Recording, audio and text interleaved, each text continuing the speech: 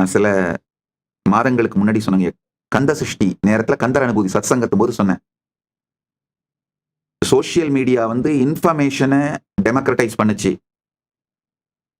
Internet வந்து நாலேட்ஜ டெமோக்ரடைஸ் பண்ணுச்சு. இப்ப ஏஐ வந்து இன்ஃபர்மேஷன், நாலேஜ், எக்ஸ்பர்டைஸ் எல்லாத்தையும் டெமோக்ரடைஸ் பண்ணிடுச்சு.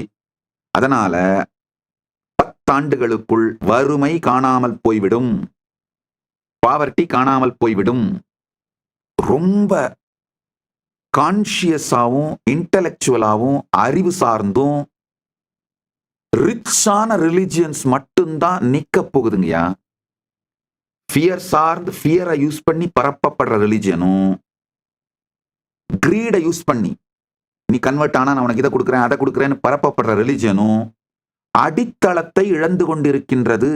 அந்த ரிலிஜியனோட பார்ட்டா இருக்கிறவங்களே மெதுமெதுவா நம்பிக்கையை இழந்து சனாதன இந்து தர்மத்தை நோக்கி மூவ் ஆகுறாங்க. காரணம் என்னன்னா, நாலேஜ் சென்ட்ரிக், நாலேஜ், எக்ஸ்பர்டைஸ் இதெல்லாம் டெமோக்ரடைஸ் பண்ணி அது மூலமா பில்ட் பண்ணப்பட்ட ரிலிஜியன் சனாதன இந்து தர்மம் இல்லையா?